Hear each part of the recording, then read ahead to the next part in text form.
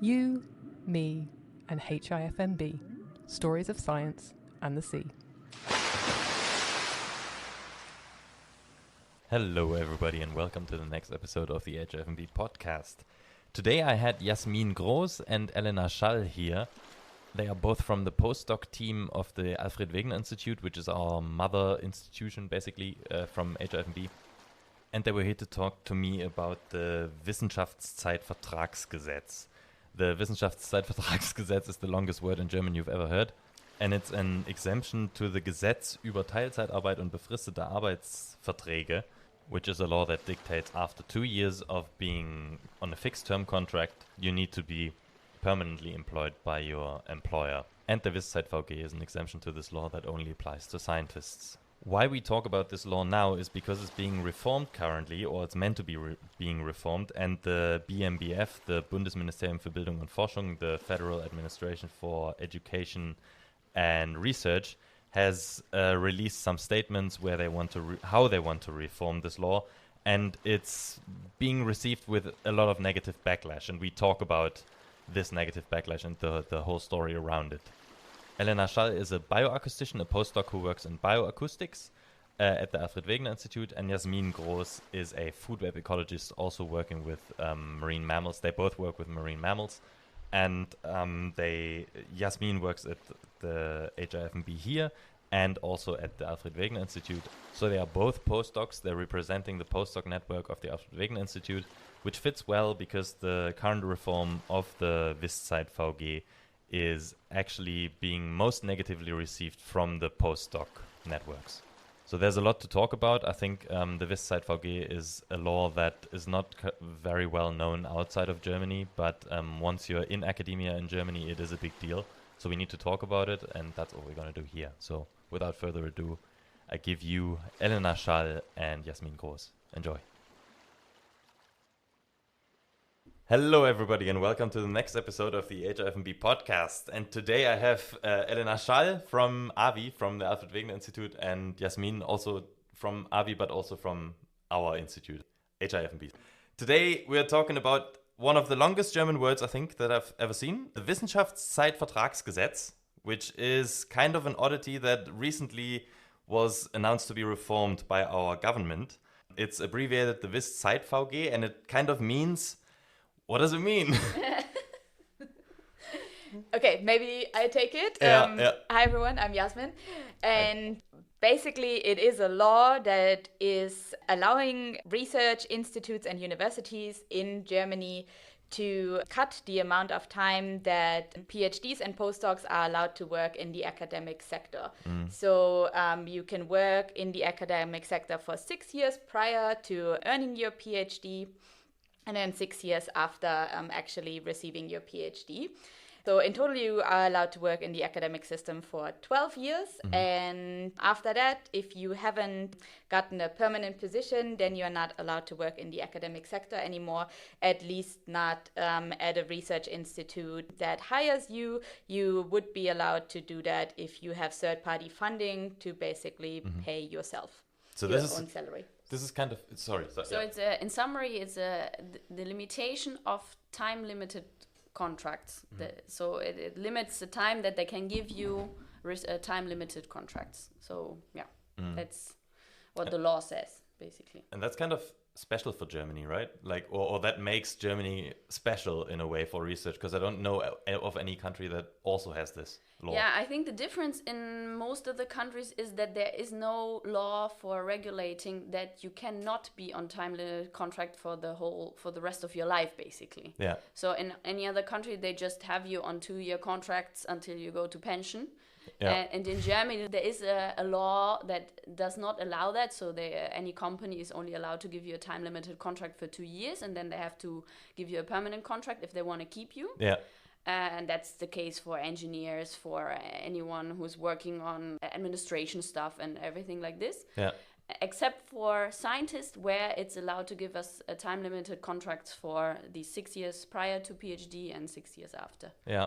Which is super weird, because Germany has even a law for what you just said. Like it's called the Gesetz über Teilzeitarbeit und befristete Arbeitsverträge, the TZBFG.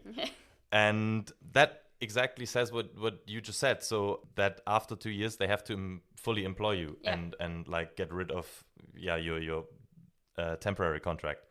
But now Germany came up with, in 2007, I think, came up with an amendment to this law, or that kind of undercuts this law, the WissZeitVG. So what we're talking about now, that only counts for science. Exactly. And why do they think that's good? Why do you think they think that's good? Yeah. So I think the intention there was that if everyone who wants to be a scientist becomes a permanent position directly after the PhD, after a few years, there would not be enough positions anymore to get new scientists into the system. Okay. So because like population is growing, so more people want to become a scientist, and also it's unsexy now to do a normal job. It's everyone wants to study, no? Yeah. So there are more and more scientists coming after, basically, like coming into the system. Yeah. And to be able to employ them all somehow, they came up with this idea that they can give more temporary contracts to people for a certain amount of time, so that it's there is basically flow of personnel in the universities and institutes. Yeah, because there's the view that people like us, postdocs, who are on temporary contracts, are clogging up the system. Yeah, it's the other way around, that professors basically clog up the system. Okay, right. No? Okay. If we would all be professors or permanent researchers, we would clog up the system. Yes. Because then, in 3 years or something, or 5 years, when new PhDs finish, there would not be positions for them. Yeah. Gotcha.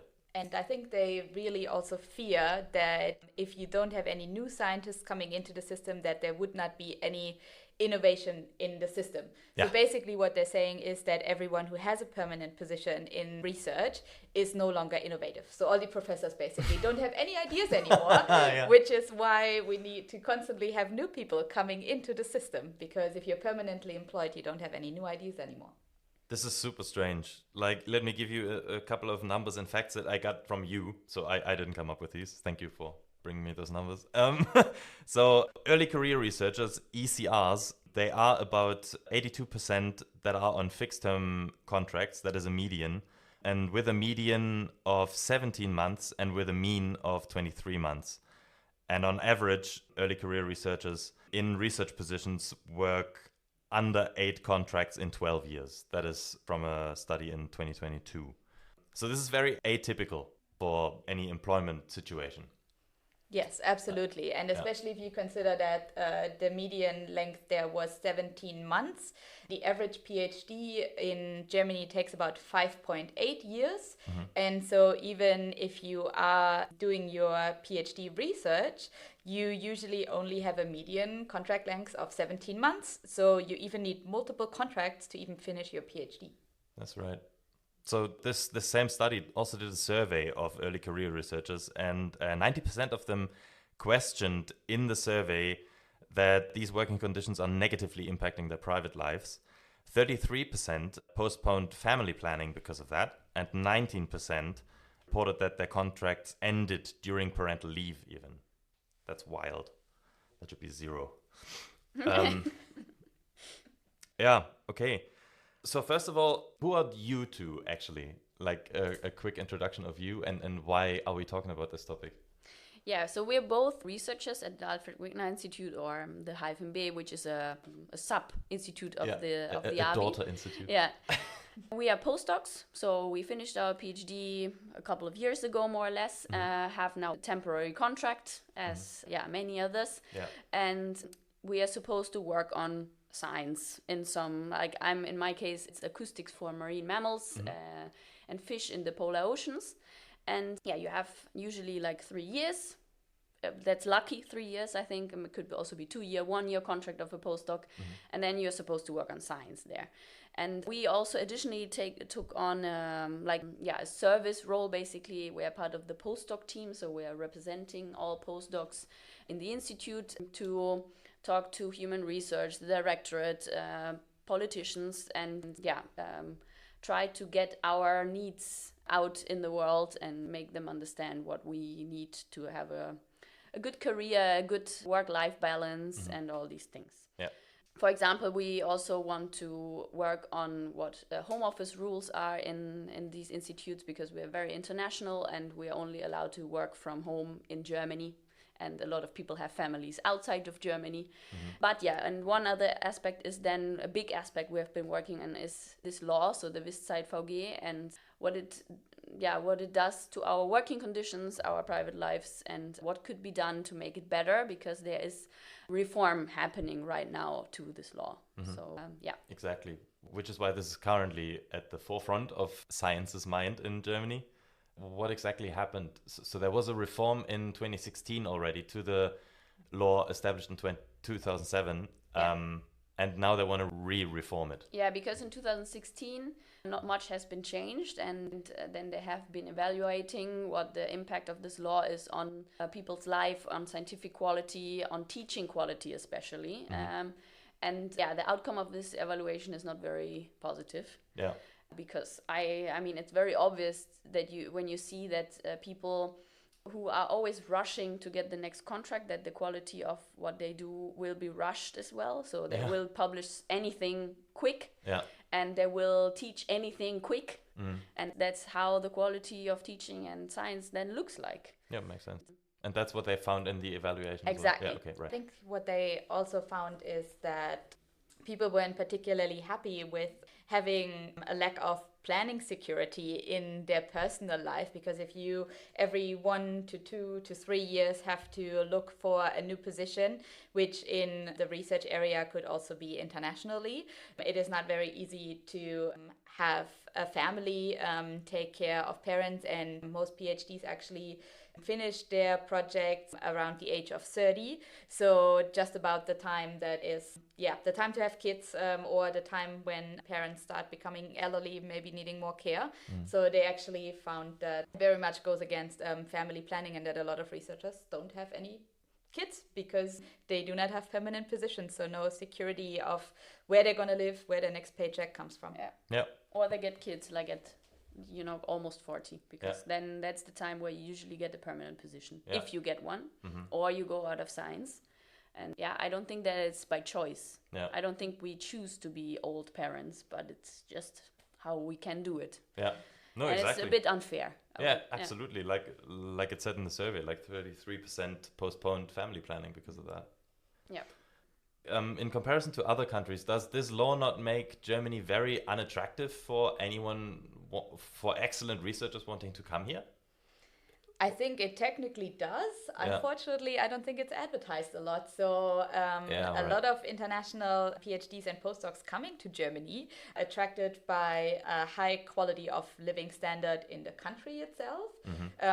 We also do not have bad salaries in Germany in the research sector. But this fact about the WissZeitVG is actually not well known one. So people come here not knowing this and find out about it while they're here. Exactly.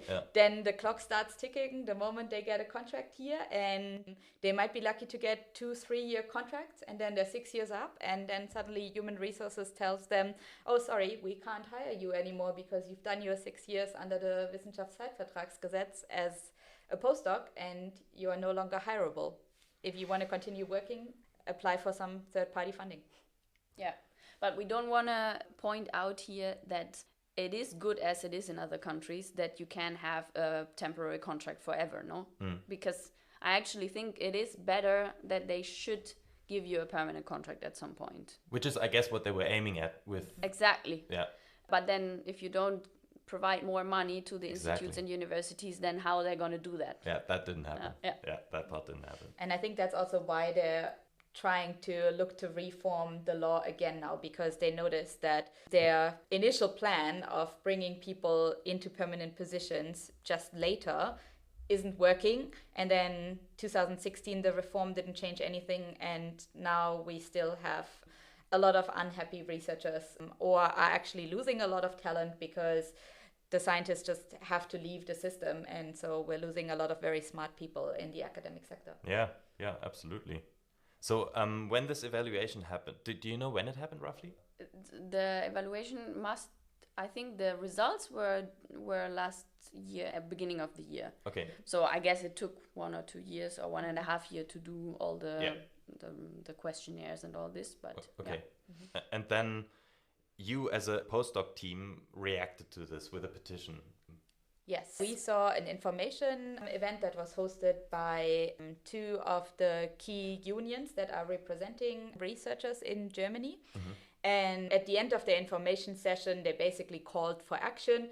And their call for action was be loud, make your voices heard, so that our Federal Ministry for Education and Research actually knows what the stakeholders directly impacted by the law want.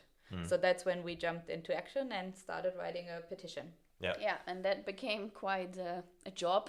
I would say. On top of your normal job. Yeah, exactly. Yeah. I would say it took like 3-4 months to some hours a week, definitely, by us two and another German speaker in the group, in the Postdoc-Team.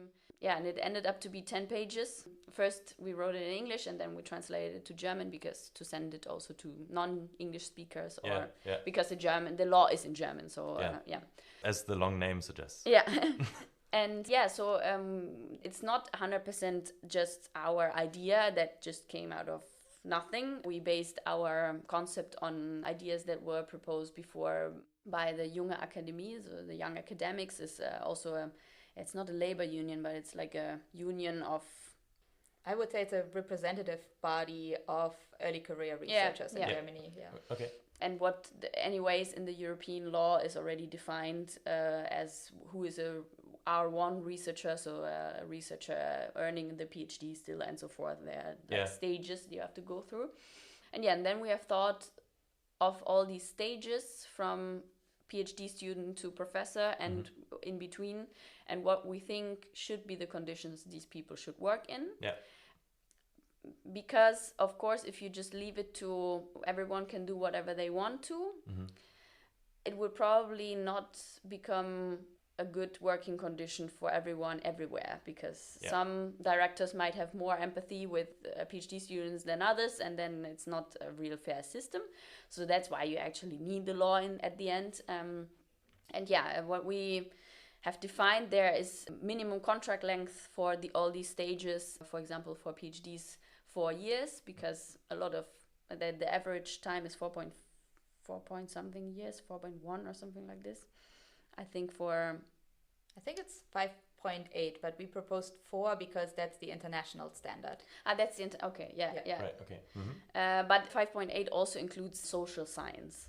Okay. So it's not just in natural science, it's lower because we have usually 3-year contracts. Yeah, okay. And then for postdocs, we propose like a reduced time of 2 to 4 years where you can have a non-permanent contract. And then you should get a tenure track, it's called. So basically they agree on certain goals that you have to achieve within a 2 to 3 year period, and then they should give you a permanent contract after that. And all these permanent contracts then should not only be professorships, but also for other permanent duties, basically. In German, it's called Dauerstellen für Daueraufgaben. That's like the slogan they always have. Because you don't only need professors to have a working scientific system. No? There are big, complicated machines that have to be handled by researchers that have to be learned new every 3 years when a new person comes. It makes no sense. Yeah. It makes absolutely no sense. And then there has to be outreach we are all supposed to do. No, we have to take our science to the wider public. To wider public, exactly. Yeah. And this takes a lot of time. And it makes no sense that everyone creates their own material every 2 years new. Yeah. So there should be permanent positions for this. Absolutely. And so forth. Group leaders, management of projects, all this is permanent work that has to be done. Yeah. Yeah, and this we have defined in this petition, basically. And then in the end, they are also professors, but this basically is no change to the current situation. Okay. Yeah. I want to make one thing that we also proposed in our petition was a rewards and sanction scheme for institutes and universities, where the rewards would really incentivize the universities and research institutes, or the employers basically, to actually have certain percentages of fixed term versus permanent contracts, so that we slowly increase the number of permanent positions that we actually have. Because, I mean, right now 82% of early career researchers are on fixed term contracts. That number is way too high. It's not sustainable. So we also proposed a rewards and sanction system like that hopefully would actually help turn the dials in our favor. Excellent. Okay. And I just read through it again, and in your final petition, you mentioned that you do not see the abolishment of the, ideally you would call for the entire abolishment of the WissZeitVG entirely, but you do not see this to be likely as an outcome of the current re-evaluation happening in the Bundestag. Why do you think it's unlikely that it's going to be abolished? First, I think we kind of need an exception to the normal law for PhD students. Okay, yeah. Because otherwise they would also have 2 years and then they would need to be a permanent contract so before they even finish their PhD. Right, yes. And there are also still people who don't finish their PhD because they discover that they don't like academic work while they're doing the PhD. No? There are people who discover that they don't like writing publications, for example, and then it makes sense that these people don't continue in academics, I would say. And for this we need an exception to the normal law. Okay. But we think it could be possible to have the normal law counting from after the PhD, basically. So that after the PhD, you could be employed by any institute university for 2 years on a fixed term contract. And then after that, they would need to give you a permanent contract. Okay. But in comparison to the WissZeitVG, this would allow you to change university or institute within Germany and get a new fixed term contract. So they can evaluate if they like you, basically, if you fit in the system. So for example, I would be hired at AVI now, and I could then, if my contract runs out and they don't give me a permanent contract, I could then move to, I don't know, Osnabrück or something, and I would not need to move to the USA or no.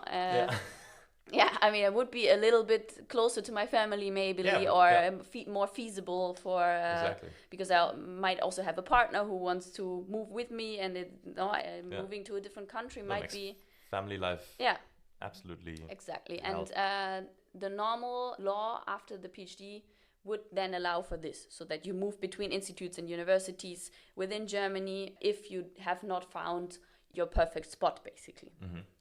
And now, when the 6 years are over, you cannot get hired at a different university. Right, okay. But I also think they are unlikely to abolish the law completely, because they simply don't want to provide more funding for actually creating permanent positions.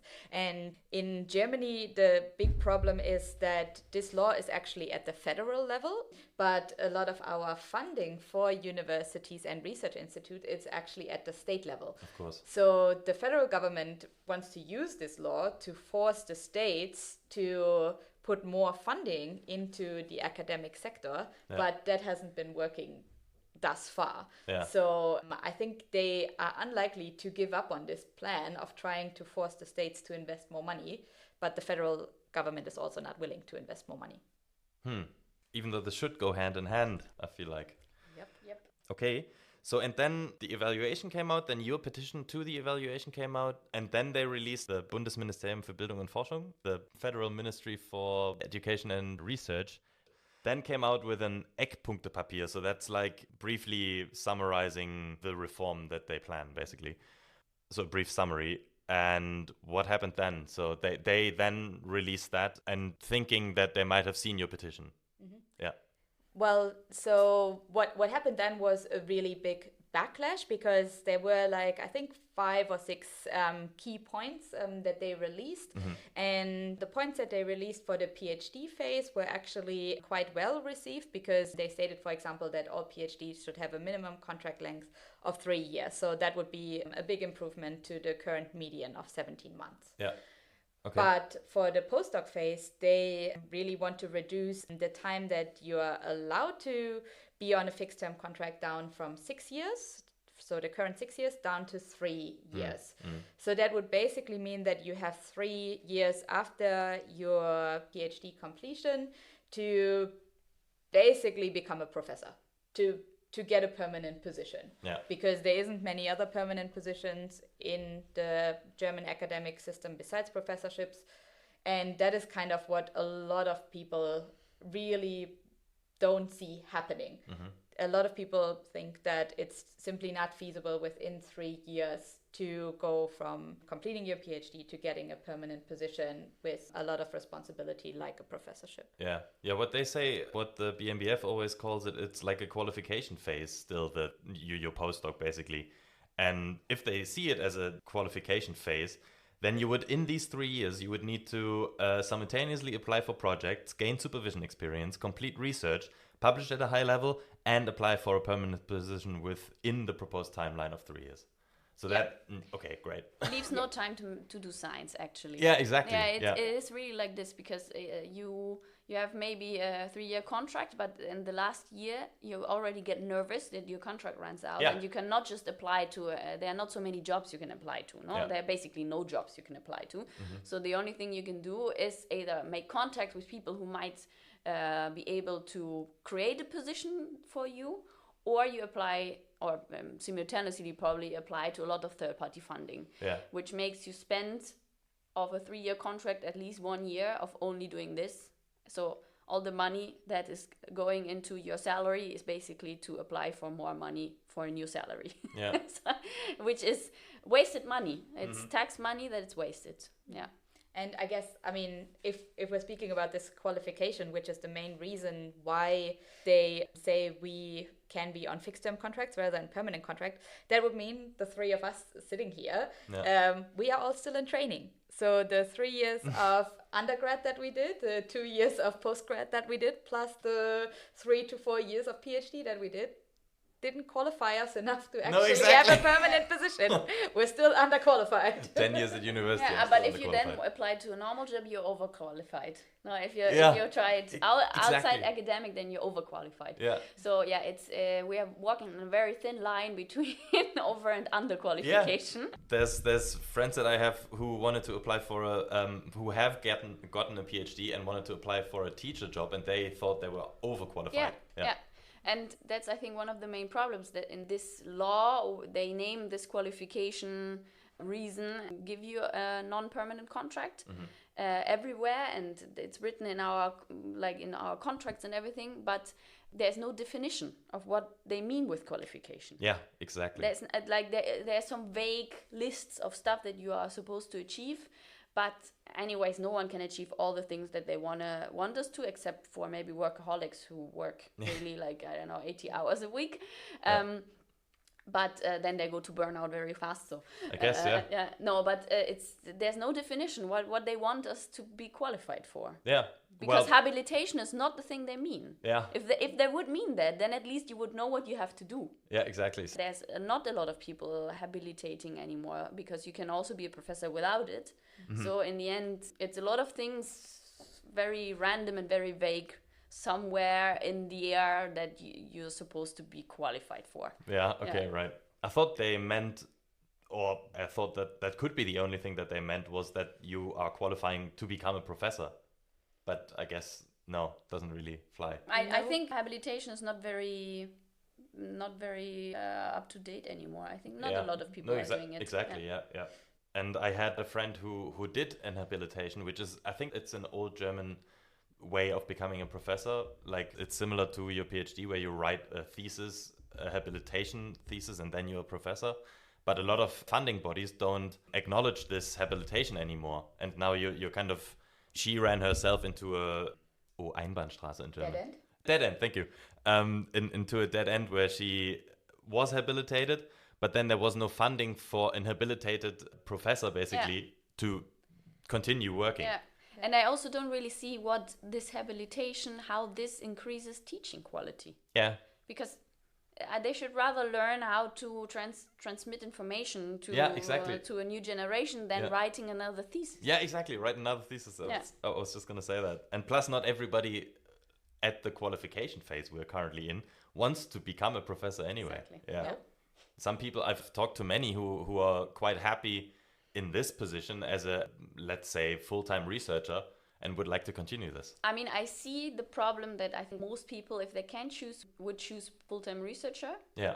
And then not a lot of teaching would be happening, no? Yeah, yes. It's just more attractive if you can do your own stuff on your desk and in your lab and no one criticizes you. You don't have to confront other people, no? We're not the most social people, maybe, at least biologists are not, and chemists and physicists, no? Mathematicians. So I think there has to be maybe a more flexible system that you don't have to be a full-time professor or full-time researcher, but it can be mixed. I think that would be healthy, because then you would not be overwhelmed and overfed with only teaching. Yeah. And bored maybe also by doing over and over the same thing every year. But you would actually have time to do some research next to it, and you would also have some new thoughts and new findings that you could actually transmit to students to make it more interesting and not talk about the same thing for 30 years. Yeah. And I think that would be probably the smartest way to go, to just allow for 50-50 or 20-80 or whatever, percentage of teaching versus research. Sounds great to me. And then the habilitation thing is also kind of a lot of effort if you only do 20% teaching for 30, no? It's like, Yeah, so I was wondering this Eckpunktepapier by the BMBF came out in March. And when it came out, I was wondering, who are they advised by? Like, many people noticed, I got a joint statement from the postdoctoral networks here, and they noticed that the active participants in the pertinent discussion were not postdocs, or very few postdocs. Like, none of the large German postdoctoral networks were involved at all. And since it's shooting in quotations directly at postdocs, why weren't postdocs involved? That's a really good question. I think currently who is advising the Federal Ministry for Education and Research are a lot of people who are more representing the employer side of things rather than the employee side. Yes. So a lot of stakeholders, for example, were involved in a discussion regarding those key points for the reform, because there was so much backlash on Twitter about these key points. And the people who sat in that debate were mainly heads of universities, heads of the big research communities in Germany. It was people who are sitting in German funding bodies that provide funding for science research. But there were really only two people that were on the postdoc side of things. One was a representative of the Ich bin Hanna sort of initiative. So the Ich bin Hanna initiative is a Twitter campaign started by a few early career researchers when the WissZeitVG really sort of kicked off and people saw how bad it is for their career. So they started to be vocal about the troubles that they're facing with the law. So they had one representative sitting in that debate. And then they also had one other representative from the Junge Akademie, so the young academics, which we already mentioned before. They represent early career researchers in Germany as well. And those were the only two people really sitting in that debate that represented postdocs a little bit. But both of those were also not really PhDs or postdocs. Yeah, they were junior professors. Yes. Right. Yeah, okay. Yeah, okay. So with this Eckpunktepapier, there was it's in German, I can't translate this on the spot, like a statement by professors who are siding with the postdocs in this case. And they mentioned in their response to the Eckpunktepapier, they mentioned that there is apparently a larger restructuring of German academia happening, and that this is supposed to be a lever for that, so kind of kickstarting this whole thing. What are they talking about? What do you think they're talking about?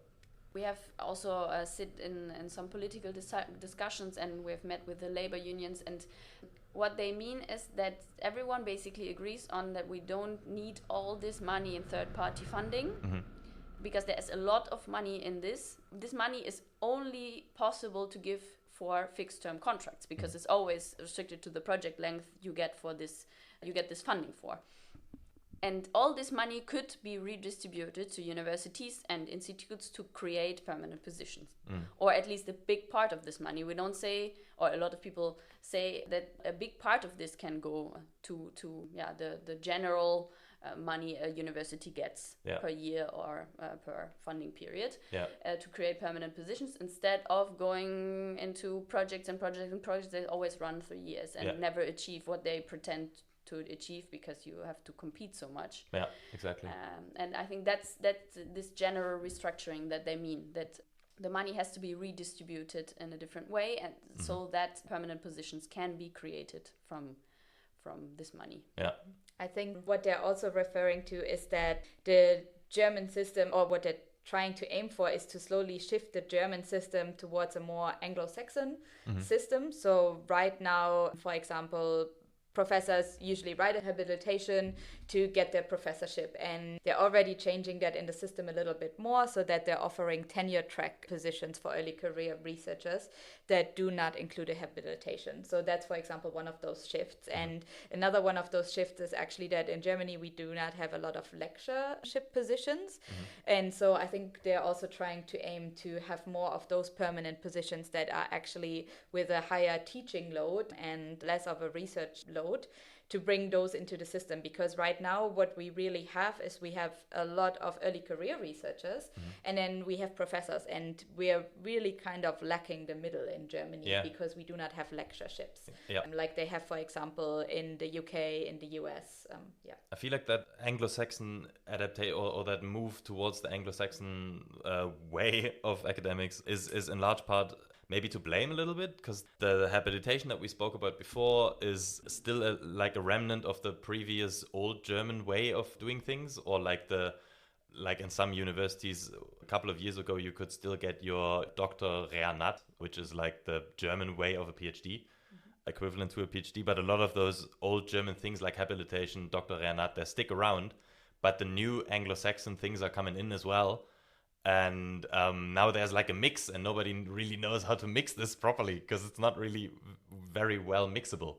Yeah, I think we already had that kind of first transition phase. Basically, I think by the time we sort of all started university, because I think we were sort of the first generation that actually did a bachelor's and master's in Germany. Before that, people always used to do a diploma, which was actually the diploma was a German university degree that was 5 years in total, and you wrote your diploma and then you were qualified for a lot of jobs that required a university degree. And then they split it up into the bachelor-master system like they have in Anglo-Saxon countries. And which is more adaptive, I feel. Exactly, more flexible.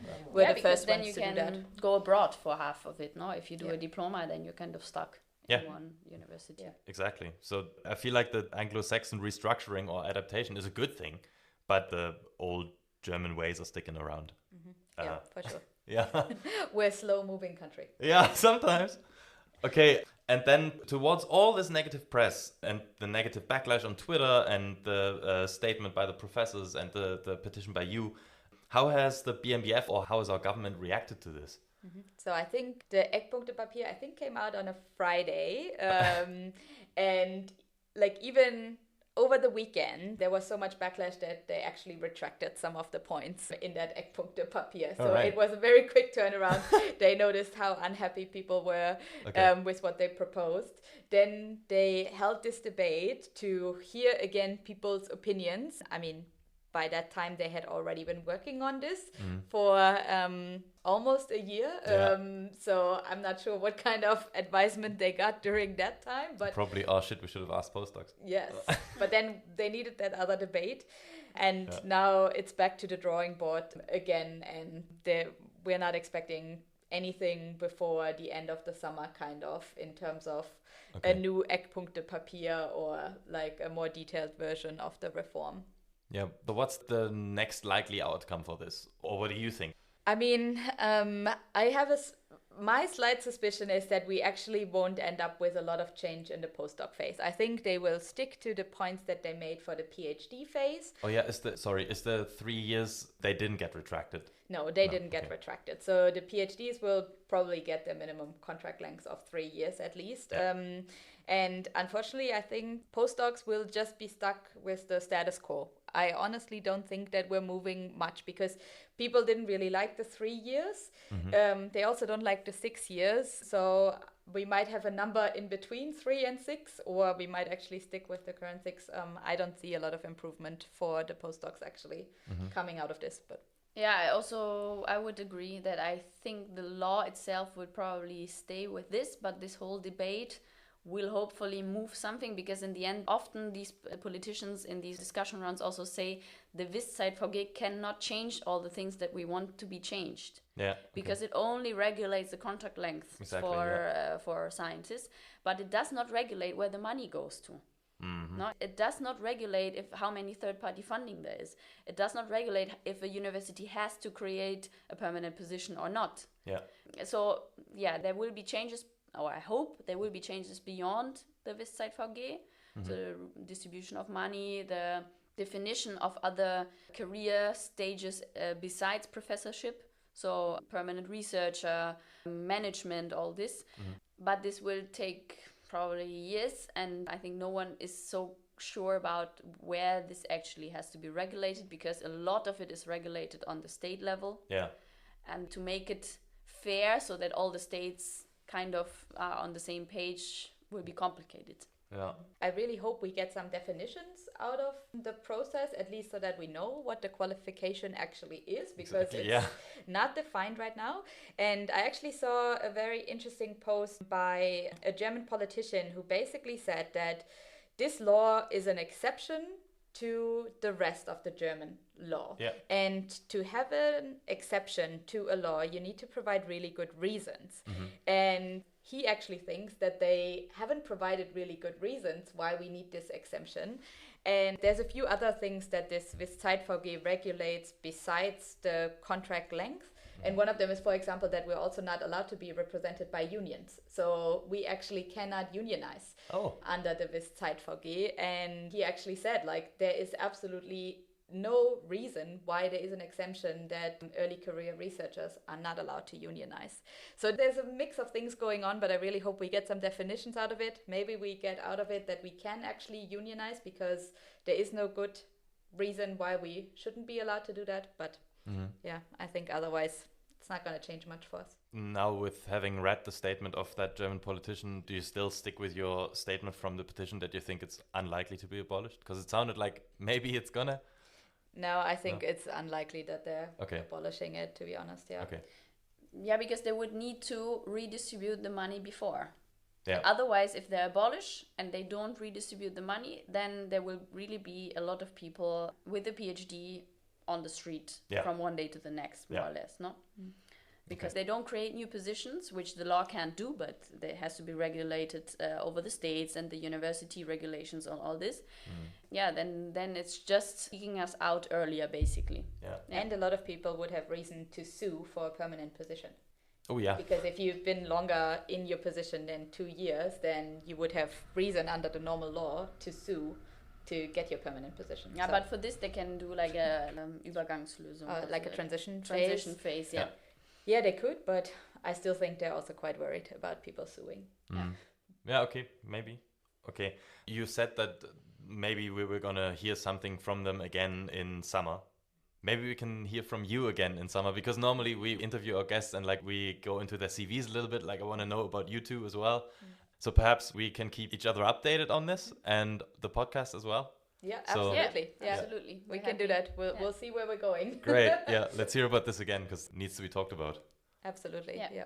Cool. Thanks so much for coming. No worries. Yeah, thank you for having us. Yeah. Next time again in summer or sometime after that. After summer, yeah.